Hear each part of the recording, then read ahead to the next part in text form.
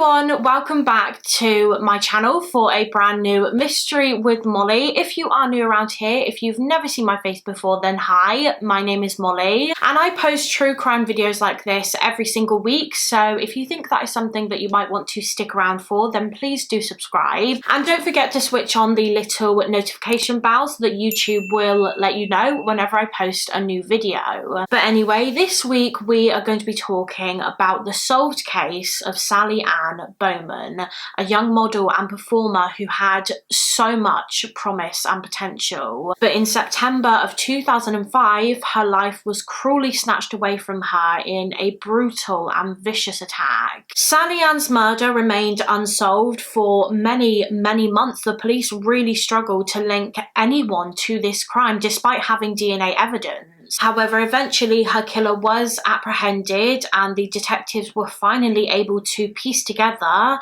exactly what happened on the night that Sally Ann died. But quickly before we get into the case, I do just want to say a huge thank you to Audible for kindly sponsoring this section of the video. I am very excited to be working with Audible. I absolutely love their service. Audible is the leading provider of spoken word entertainment and audiobooks, and there is such a wide range of things to listen to on there, from bestsellers and new releases to celebrity memoirs and so much more. Audible members are given 1 credit every single month, which you can use to purchase any title in the entire premium selection regardless of the price, and then you get to keep that book forever. And you can download titles and listen offline anytime, so it's great for when you're on the go and you want something to listen to. But as well as audiobooks, all members of Audible have access to the growing Plus catalogue, where you can listen to thousands of podcasts and guided fitness and meditation programs, and also one of my personal favourites, sleep tracks for better rest. I really struggle with my sleeping, I have done for years now, and recently I started listening to this deep sleep track on Audible, and it's really helping me to relax at night. I'm also constantly using Audible when I am researching true crime cases, particularly when I'm researching serial killer cases, because there are so many good books out there about serial killers that are so informative. One that I listened to not too long ago was this book by Ryan Green, and it's about Nanny Doss. I covered the Nanny Doss case in February, and it was so helpful listening to this audiobook whilst I was putting together my notes and my script. And more recently, I've been listening to this audiobook, One of Your Own, The Life and Death of Myra Hindley by Carol Ann Lee. I've always been super interested in the Moors murders case. It's one of the cases that first got me into true crime, and I'm always keen to learn more about it, and this audiobook is incredible. I highly recommend. So if you would like to give Audible a go yourself, then you can visit audible.com/Molly, or alternatively you can text Molly to 500 500 to start your free 30-day trial. Again, that's audible.com/Molly, or you can text Molly to 500 500. Once again, a massive thank you to Audible for sponsoring this video and supporting the channel, and now let's just get into the case. So for today's case, we are going back to the year 2005 in the large town of Croydon, which is in South London in England. And this is Sally Ann Bowman. She was an 18-year-old girl who lived in a flat in Blenheim Crescent in Croydon. Sally Ann was born on the 11th of September 1987 to her parents Paul and Linda Bowman, who had separated by the time this case took place. Linda and Paul had 4 children in total, 4 daughters. There was Danielle, Nicole, Michelle, and then Sally. Sally was the youngest. And Sally Ann was incredibly close with her sisters. Wow, with her whole family really. She didn't live with them. She had moved out into her own place by this point, but she still saw her family every single day. Not a day went past when she wouldn't see at least one of her sisters. She just loved spending time with them. Sally Ann was described as being a very talented talented young woman. She absolutely loved anything to do with the performing arts. So she liked to sing and dance. She had a very beautiful singing voice, and she would often sing in the local pubs. And according to sources, in her teenage years, she even joined the Croydon-based Brit School. She just always wanted to entertain people, and her dream was to one day perform at the Royal Albert Hall in London. But as well as performing, Sally Ann also had a real passion for modelling. Her sister Michelle said that modelling was something that she always wanted to do ever since she was a little girl. She always wanted to be a model, and she made that dream a reality. In January of 2005, she signed on to a modelling agency called Pulse Model Management, and she soon won a modelling competition, and she became the face of Swatch watches. By the time she was 18, Sally Ann was a part-time model, and I believe alongside this she also worked as a trainee hairdresser. Sally Ann just seemed like such a driven young woman. If she wanted something, if she wanted to achieve something, nothing was going to stop her from doing that. Nothing was going to stand in her way. She was described as being a very happy-go-lucky young girl. She was always so determined to do well in life. Her mother Linda said that Sally Ann just wanted the fairy tale life. She wanted to have a good career that could support her financially. She wanted to buy a nice house. She wanted to marry the man of her dreams and have children. And her family also said that she just wanted to be known by people. She didn't necessarily want to be a massive celebrity, but she wanted to make a name for herself. And I've no doubt that she would have done that. She really seemed like the type of person that was going to go places, was going to have such a bright future. But unfortunately, in September of 2005, that future that she dreamed of having was cruelly snatched away from her. It was Saturday the 24th of September 2005, and that day Sally Ann was at her mum's house. She had stayed there the previous night, and I think she planned on staying there all weekend. She planned on just spending some time with her family. Her mum Linda said that Sally Ann had a pretty lazy Saturday. She was in her pink fluffy dressing gown all day, just sat on the sofa watching TV and munching on some snacks. Sounds like the perfect Saturday to me. While she was just chilling at home, Sally Ann had received a couple of phone calls from one of her sisters, Nicole, who wanted to know if Sally would be interested in going on a night out with her that evening. Because it was Nicole's best friend's birthday, so they were all going to go out for a few drinks, and they wanted Sally Ann to come along. And Sally Ann agreed. She was an adult now. She had recently turned 18, which meant that she was legally allowed to go out and buy alcohol, so she was excited. So she got all ready, she got dressed up, and at around 6:05 that Saturday evening, Sally Ann said goodbye to her mother and she left the house to go on her night out. Sally Ann met with her sister Nicole and her friends, and the group decided to go to one of their favourite bars in Croydon's town centre, which I believe was called Lloyd's Bar. And Nicole said that they all had a really nice time. It was a really good night out. Sally Ann enjoyed herself. The group of girls left the bar at around 1 AM on Sunday morning, and Sally Ann decided to go back to her sister Nicole's house. However, whilst Sally was at Nicole's, she was speaking to her boyfriend or ex-boyfriend, 18-year-old Lewis Sproston, on the phone. According to a couple of sources, Lewis was also on a night out with his friends that night, and he and Sally Ann had been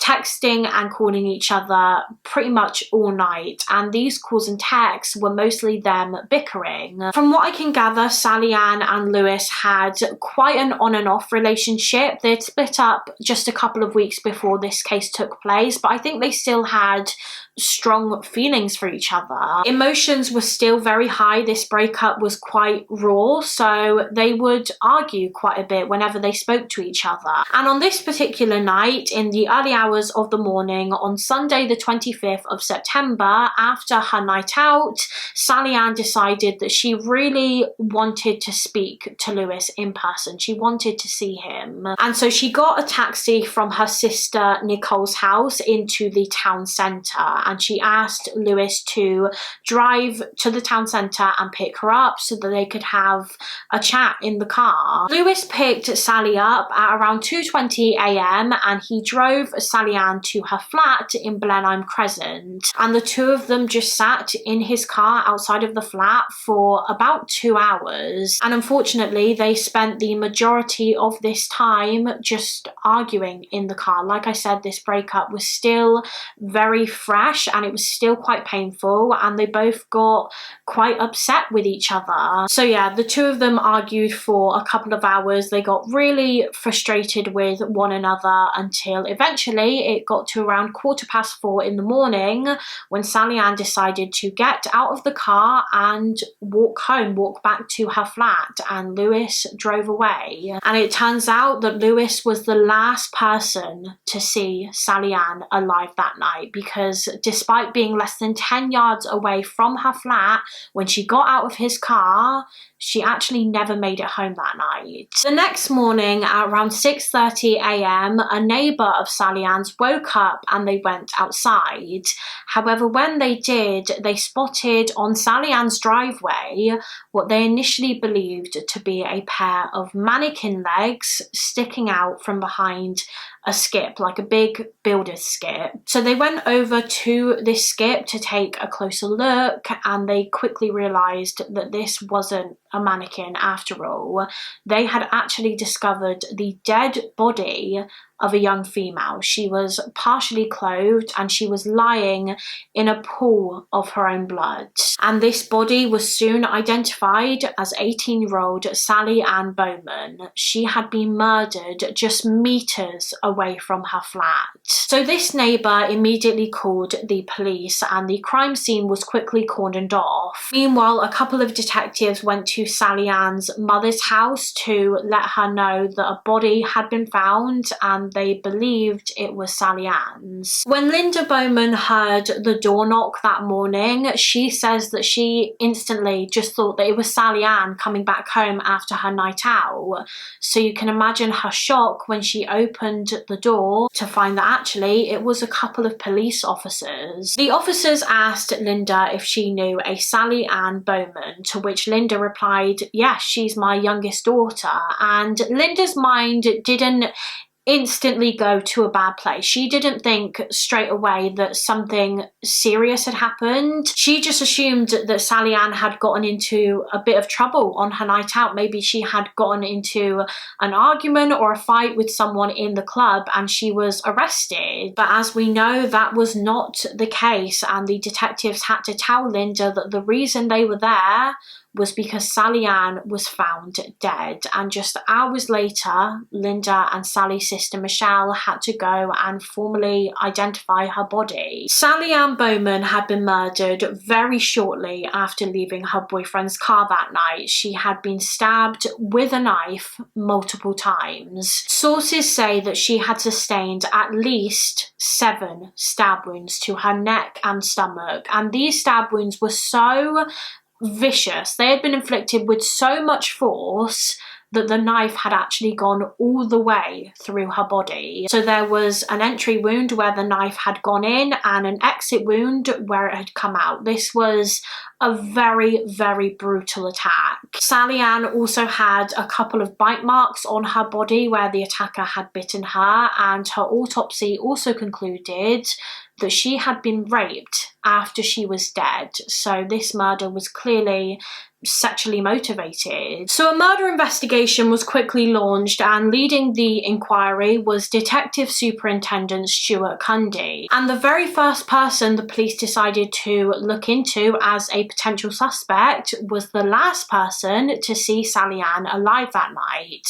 her ex-boyfriend, 18-year-old Lewis Sproston. Within just a couple of hours of Sally Ann's body being found, the detectives went to find Lewis, and it didn't take long for them to locate him. He was hanging out with his brother and a friend of his. The detectives approached Lewis, and immediately, as soon as they started talking to him, Lewis actually asked if the reason they'd come to see him was because he and Sally Ann had had an argument the previous night. And this instantly made alarm bells ring for detectives, because by saying that, not only had Lewis admitted to being with Sally Ann on the night that she was killed, but he had also admitted that they had had an argument. So it seemed as though he may have had a motive for wanting Sally Ann dead. And so they decided to arrest Lewis Sproston on suspicion of the murder of his ex-girlfriend, and he was taken into custody. For 4 whole days, Lewis was questioned about the murder of Sally Ann, and samples of his DNA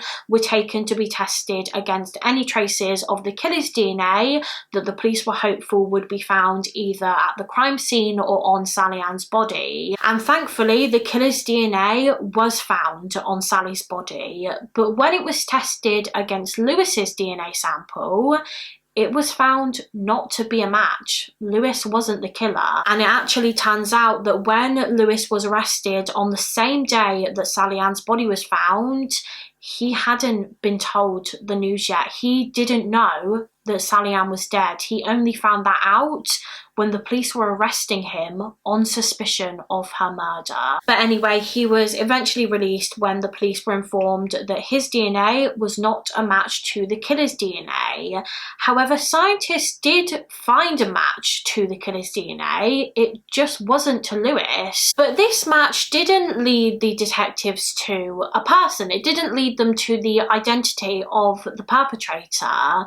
The killer's DNA actually matched DNA that was collected after an unsolved sexual assault attack that happened about 4 years before Sally Ann's murder.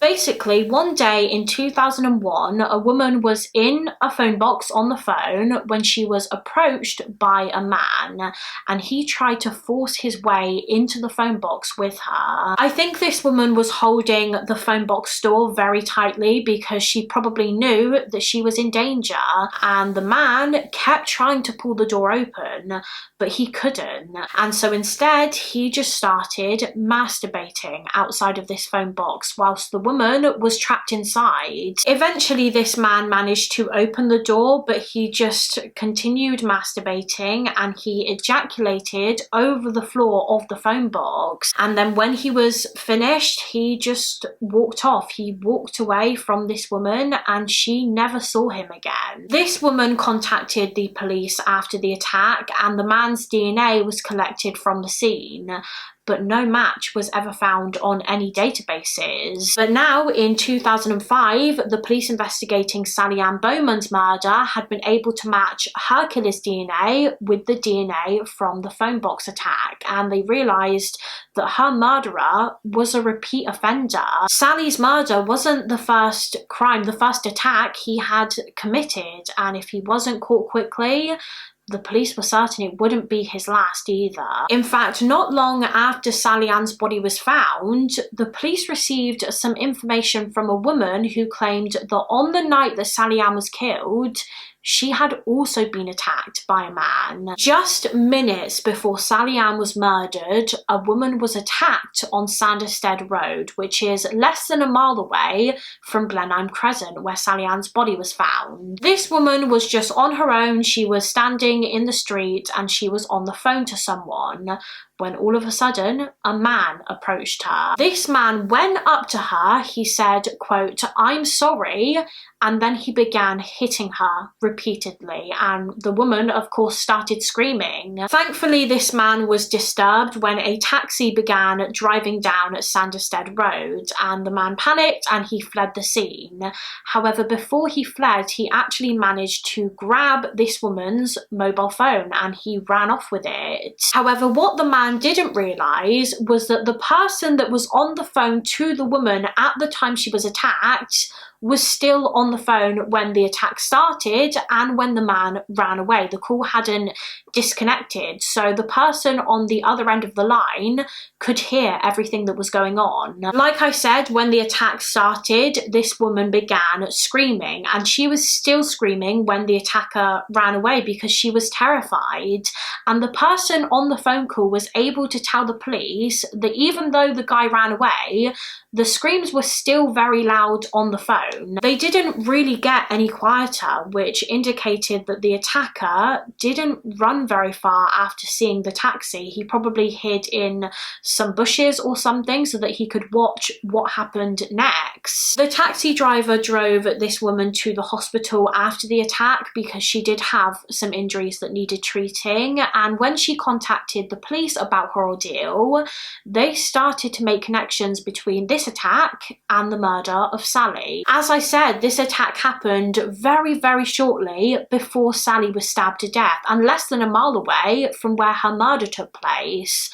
So the police believed that the man who killed Sally was the same man that hit this woman. Maybe this woman was his first intended victim that night. Maybe he planned on killing her, but because he was disturbed by the taxi, he fled the scene and went on to find another woman that he could murder, and Sally Ann just happened to be that woman. The victim from this attack was able to provide the police with a description of the man that hit her that night. She described him as being a white man, probably in his 20s or 30s. She said that he was between 5'9" and 6 foot, and he had short dark hair. So using this description, the police created an e-fit of the offender, and this e-fit was released to the public. Police were hoping that someone would recognize him and come forward. And following the release of this image, the police did receive countless calls from members of the public with potential tips and leads.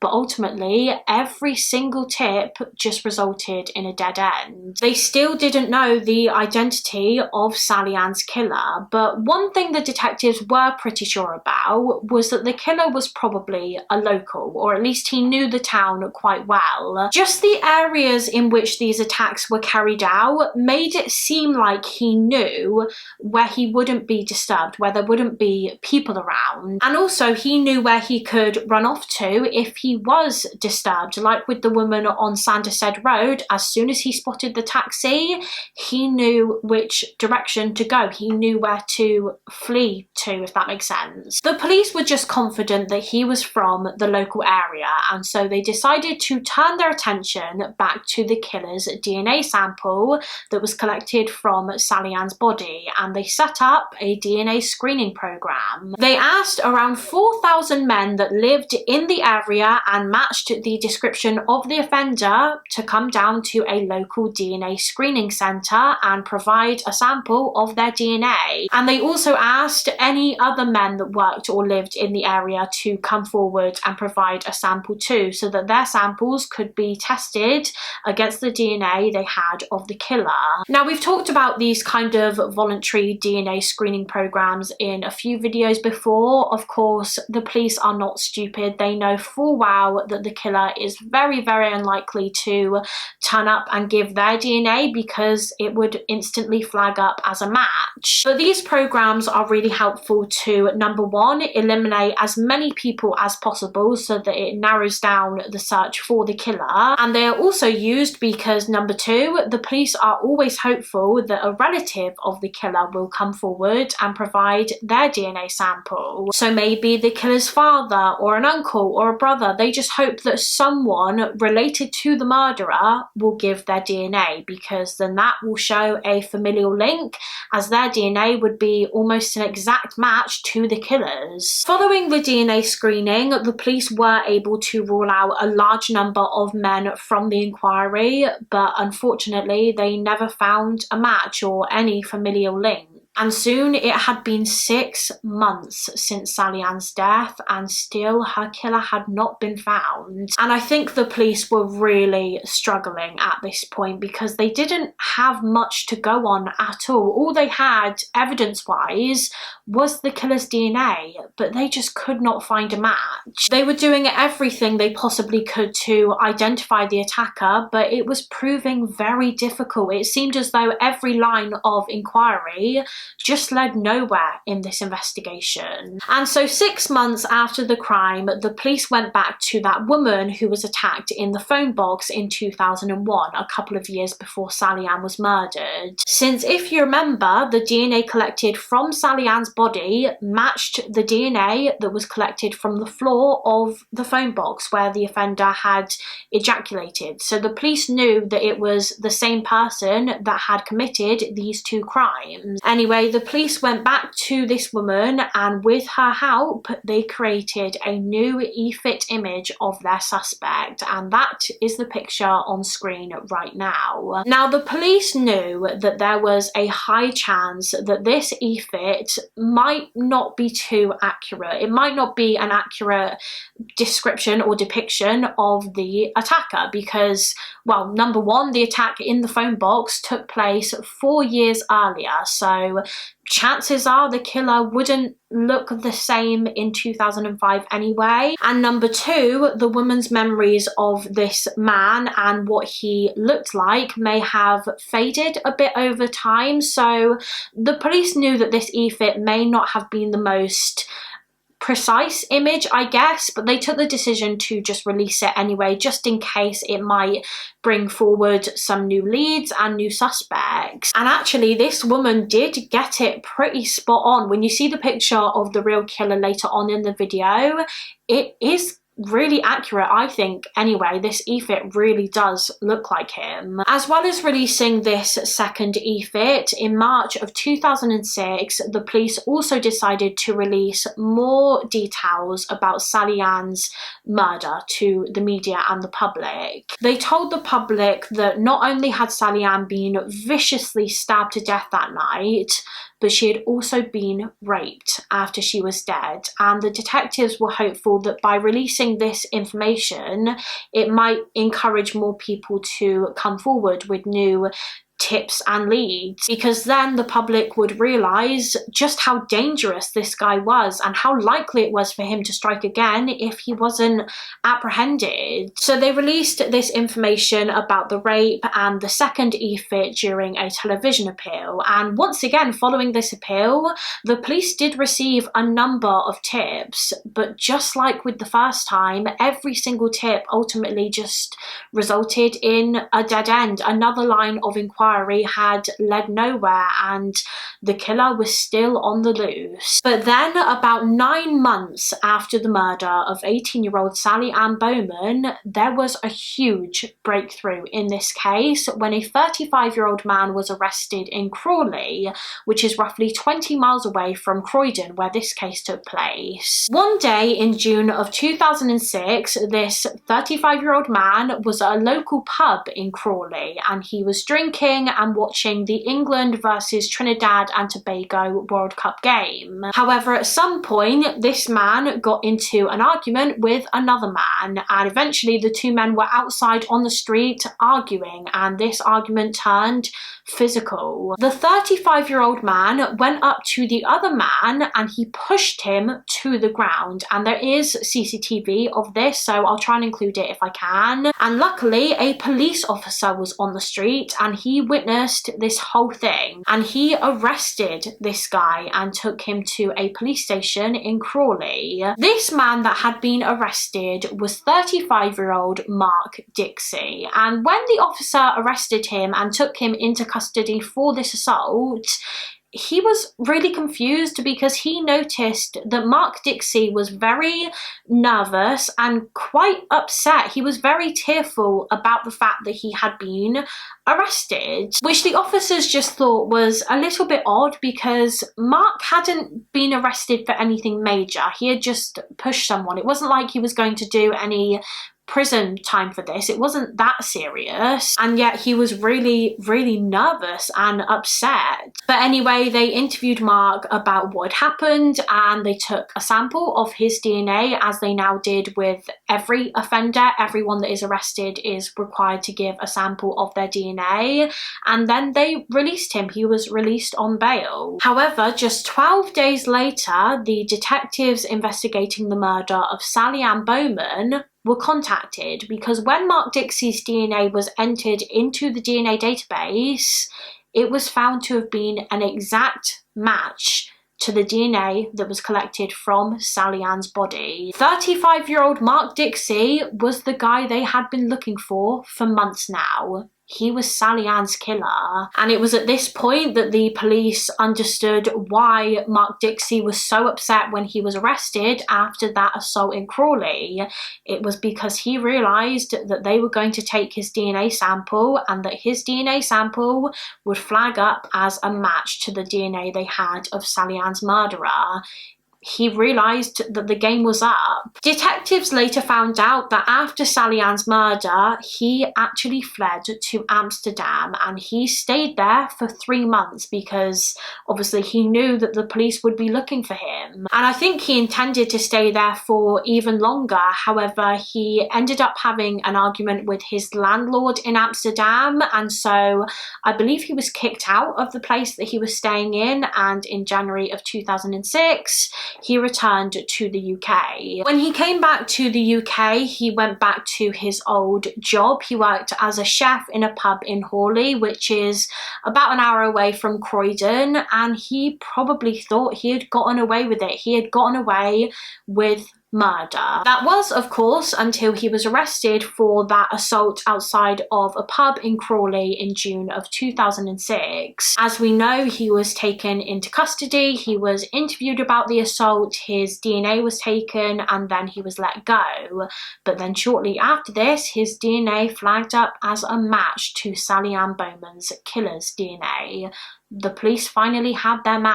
But before we go any further with the case, let me just tell you a little bit more about who Mark Dixie was. So Mark Dixie was born on the 24th of September 1970 in Streatham, which is an area in southwest London in England. When he was a baby, he lived with his parents. However, they decided to separate when he was 18 months old, and his mother eventually remarried when he was around 8 years old. Mark was actually sent to live in a children's home at one point. I'm not sure why. I don't know if it was just because his family were unable to look after him anymore. But as he entered his teenage years, when he was around 14 years old, Mark Dixie began using cannabis. And when he was just 16 years old, he committed his first crime. In May of 1986, he robbed a woman in Stockwell in London. He threatened her with a knife, demanded money from her,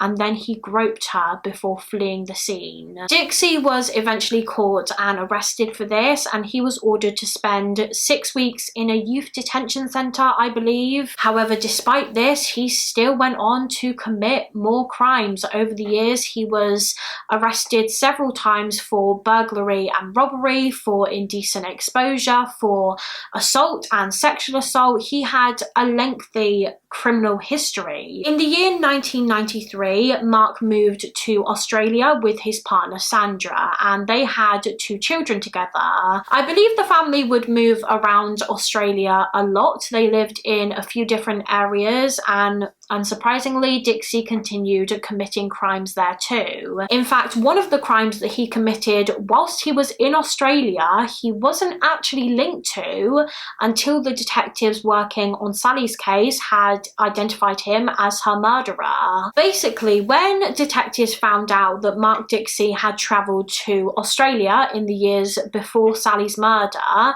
they decided to send a sample of his DNA to the authorities over there to see if they could link him to any unsolved crimes that happened on their continent.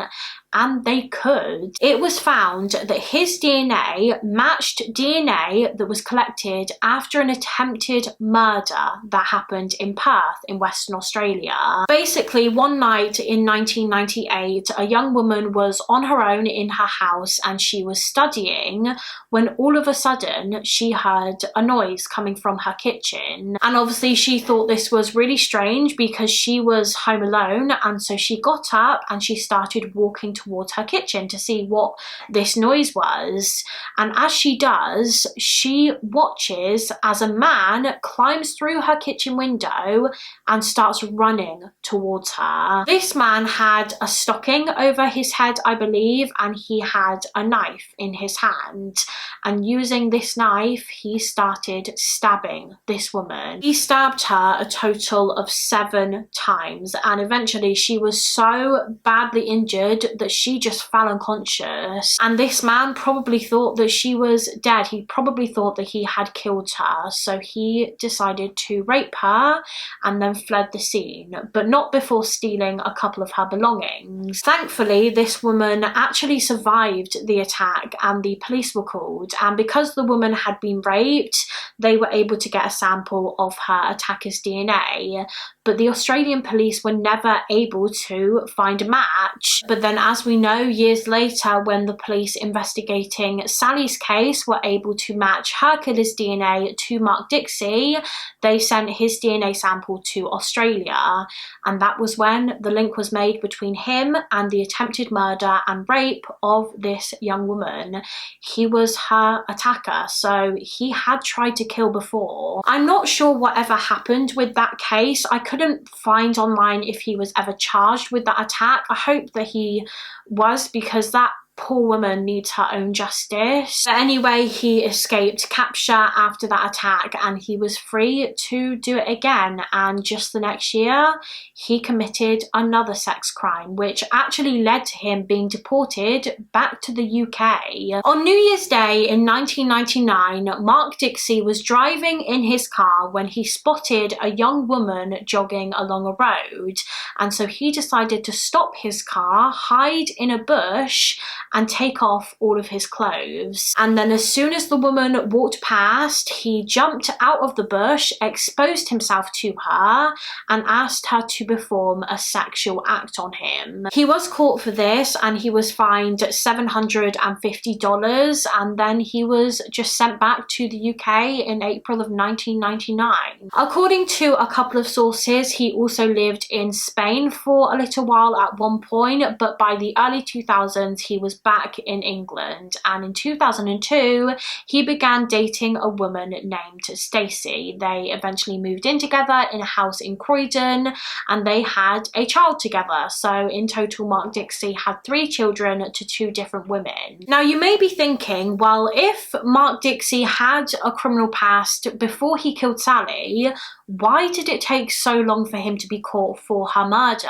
Well, the reason for that is because all of his previous offences actually took place before offenders were required to give a DNA sample. From what I can gather after doing a bit of research online about this, before the Criminal Justice and Police Act of 2001 was passed, only convicted criminals in England and Wales were required to provide their DNA sample for the DNA database. However, after this act was put into place, this changed to convicted criminals and anyone charged with a crime, even if they were eventually acquitted. But then this was later adjusted again when the Criminal Justice Act of 2003 was brought in, and this law stated that now anyone who is arrested for anything will be required to provide a DNA sample, and this law came into force in 2004. And as we know, Sally Ann was killed in 2005, so between the time that this law was passed in 2004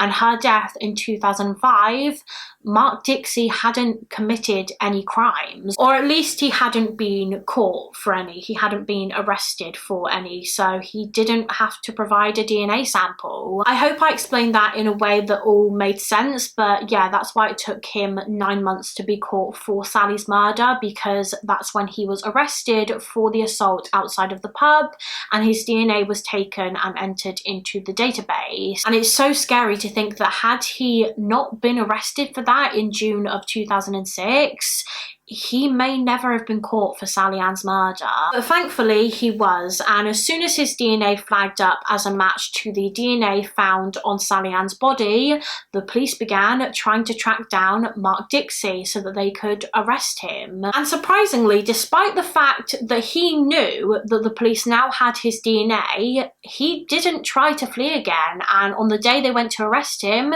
they found out that he was working a shift at the pub, and so they went straight there to apprehend him. However, it wasn't as simple as that, because Mark Dixie was a chef. He worked in a pub kitchen where there are a lot of knives around, and so the police knew that they couldn't just walk into the kitchen and arrest him, because he could very easily grab a knife and attack an officer. This was potentially a very dangerous situation. They needed to somehow get him out of the kitchen before they could arrest him. So the officers went to the pub, and they were kind of just stood outside the pub in the car park looking at all of the exits to make sure that he couldn't escape, when all of a sudden Mark Dixie himself just walks out of the pub and he starts lighting up a cigarette. He was having a cigarette break. The police notice that he is unarmed and they see their opportunity. They walk up to Mark Dixie and arrest him on suspicion of the murder of 18-year-old Sally Ann Bowman. He was taken into custody, and according to sources, when he was questioned, he was just completely emotionless, and he responded no comment in response to every single question he was asked. But the detectives didn't care, to be honest. They knew that he was the killer. DNA evidence does not lie, and so just the day after he was arrested, he was charged with murder. But before the case could go to trial, the police had to try and piece together exactly what happened on the night that Sally Ann was killed. They found out through speaking to Mark Dixie's friends and the people that he was associated with that on the night of Sally Ann's murder, on the 24th of September 2005, he had actually been out drinking with his friends in a pub on Brighton Road in Croydon, which is only about 10 minutes away from where Sally lived. And the reason he was out that night was because it was actually his birthday, his 35th birthday. His friends said that Mark was his usual lively self that night. He was drinking, and apparently he had also taken some cocaine, but he was having a good time and he was excited about his birthday. His friends said that birthdays were always a big deal to Mark, and he always wanted everyone in his life to celebrate them with him. However, his girlfriend at the time, or ex-girlfriend, I'm not actually sure if they were together or not, but she hadn't actually gone out drinking with him that night. She didn't want to go for whatever reason, and at some point during the night, Mark actually rang her and he spoke to her on the phone. And when he got off the phone and he returned to his friends, they described him as just being a completely different Mark. He was no longer lively and excited for his birthday. He just seemed really annoyed and angry all of a sudden, probably because his girlfriend didn't want to join him for his birthday celebrations. But anyway, he carried on drinking. He drank a lot of alcohol that night, and he also continued taking cocaine. And then when the pub closed later that night, he left with two female friends and he went back to one of their flats, which was on Avondale Road. And Avondale Road is less than a 2-minute drive away from where Sally Ann was killed. The police believe that the two women he was with, his two friends, went to bed in the early hours of the morning, and they think that once they went to bed, Mark Dixie got up and he left the flat at around 2:30 a.m. and when he left, he was armed with a knife. The police aren't sure where he got this knife. They don't know if it was his own knife. Obviously, he was a chef, so he would have had access to various knives, or maybe it was just one that he took from his friend's house. But anyway, he was armed with a knife because in his intoxicated state of mind, he decided to go out and attack and rape a woman that night. As we discussed earlier on in the video, it's been theorized that his first intended victim was that woman who was on the phone on Sanderstead Road. However, he fled the scene as soon as he saw the taxi driving down the road, and he probably felt like he failed with that attack, so he decided to find another victim. And when he found himself on Blenheim Crescent, he came across Sally Ann Bowman. A couple of sources suggest that Mark may have been watching Sally and her boyfriend Lewis arguing in the car for a little while, and then when Sally got out of the car and Lewis drove away, he saw his opportunity to strike. He approached Sally, overpowered her and attacked her. He stabbed her repeatedly in her stomach and in her neck with his knife. And then the detectives believe that as soon as he stabbed her, he fled the scene. But they don't think he went very far. They think that he went and hid somewhere and just watched for a few minutes. He waited to see if any neighbours had heard the attack, had heard Sally Ann's screams. And actually, one neighbour did, and I believe this was the same neighbour that found Sally Ann's body the next day. But that night, this neighbour heard a woman scream, and so she got up and she looked outside her window, but she couldn't see anything. And then about 5 minutes later, she looked outside of her window again, and this time she saw a man walking down the pavement towards where Sally's body was found the next day. So the police theorised that that man that the neighbour saw was Mark Dixie. They think that he stabbed Sally and then he fled the scene, and he waited for 5 minutes. He waited to see if any neighbours would come out of their house after hearing Sally Ann's screams, but when no one did, he thought the coast was clear, and so he walked back towards where he left her body, and he was completely unaware of the fact that one of the neighbours was watching him. The detectives believe that Mark walked back to Sally Ann's body, and it was then when he realised that she was dead that he decided to rape her. And whilst he was raping her, he also bit her body. If you remember, she had bite marks on her. I also read on one source that he put like bits of concrete that he found on the floor in her mouth, and he also inserted them into her genitalia. But I can't be 100% sure on that, as I only read it on one source. And then after he was done with the assault, he just left the scene. He left her dead body by a skip, and he went back to his friend's house, and he slept on the sofa. He went to sleep after having just murdered an innocent young woman. And the next morning, he just acted completely normal with his friends. They never suspected anything. He was just his usual self, which is so chilling. So that was the police's believed version of events. And when the case went to trial in February of 2008, the prosecution had the task of presenting this version of events to the jury. Mark Dixie decided to plead not guilty to murder. Despite the forensic evidence they had linking him to the crime, the police had literally found his DNA on Sally's body. But still, he decided to plead not guilty, which meant that his defense team had to try and somehow explain the DNA evidence. And to do this, they claimed that Mark wasn't actually the murderer. He wasn't the one who killed Sally that night. However, he did rape her. He said that on the night of Sally Ann's death, he came across her body on Blenheim Crescent, not too far from her flat.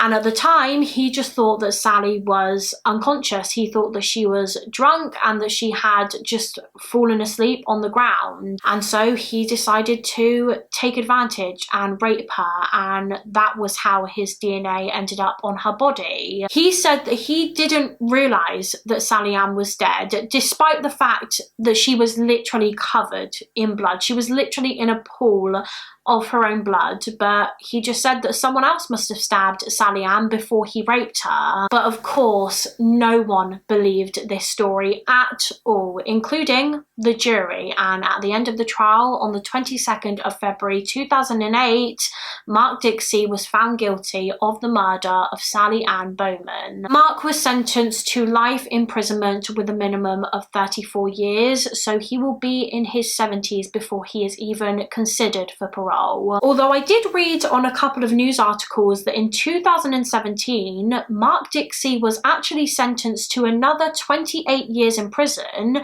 after he was convicted of 2 more sexual assault attacks that happened in the UK years before Sally's murder. However, he was never linked to them at the time. So if that is true, then it is even more unlikely that he will ever be released from prison. He will die in there, which is what he deserves. Now, something that I haven't mentioned yet in this video is that it was actually found that after Mark Dixie murdered Sally, he stole a couple of items that she had in her possession that night. Apparently, he stole her white cardigan that she was wearing that night, and also her Prada handbag, which had her purse and passport in. And these items have never been found to this day. And Sally Ann's mother, Linda, is desperate to find them. She wants to know what Mark Dixie did with them, and she has since begged Dixie to reveal where he put those items, but he will not tell her. She has written to him 3 times since he's been in prison, just pleading with him to tell her where the items are, but he has never responded to these letters. She really wants to have those items because they are some of the last things of Sally's. Her mother just wants to hold and cuddle her white cardigan, but she can't because Mark stole them and he won't tell her where they are. He apparently told the police that they were in a black plastic bag in the skip next to her body, but this skip was searched, and actually all skips and bins in the area were searched at the time and they were never found. Linda believes that Mark took those items as trophies and has hidden them somewhere so that when/if he is ever released from prison, he can keep them for himself and they can act as a sick reminder of the night that he killed Sally. But the Bowman family have never stopped looking for these items. They're still looking for them to this day, and they've searched woodlands and bushes and in trees. They've spent hours upon hours searching, but so far there has been no luck. And that is it for this case. That is the case of 18-year-old Sally Ann Bowman. An absolutely devastating case. Sally Ann had so much promise and potential. She had such an exciting life ahead of her, but it was all snatched away by an evil person. As always, please do let me know your thoughts and opinions on the case in the comments. Also, let me know of other cases that you would like to see me cover. Before I go, I do just want to say a huge thank you once again to Audible for kindly sponsoring this video. Remember, you can visit audible.com/molly, or alternatively, you can text Molly to 500 500 to start your free 30-day Audible trial. I would also like to give a special shout out to the lovely members of my Patreon page. Not only do my patrons help to support me and my channel, but they are also helping to support 2 incredible charities, as 20% of my Patreon pledges are split between the DNA Doe Project and Missing People UK every single month. The DNA Doe Project is an all-volunteer organisation that uses genetic genealogy to try and identify Jane and John Does. And Missing People UK is an independent charity that not only helps to find current missing people in the UK, but they also provide support to the families and friends of missing people. If you would like to make your own personal donation to either of these charities, then I will leave their links down below. But thank you so much to my Patreon members. I really could not do what I do on this channel without the love and support from you guys. If anyone else wants to become a member of our little Patreon family, then the link is always in the description box of my videos. Thank you all so much for watching. Please do give this video a thumbs up and subscribe if you haven't already, and I will see you again next week for another mystery with Molly. Bye guys!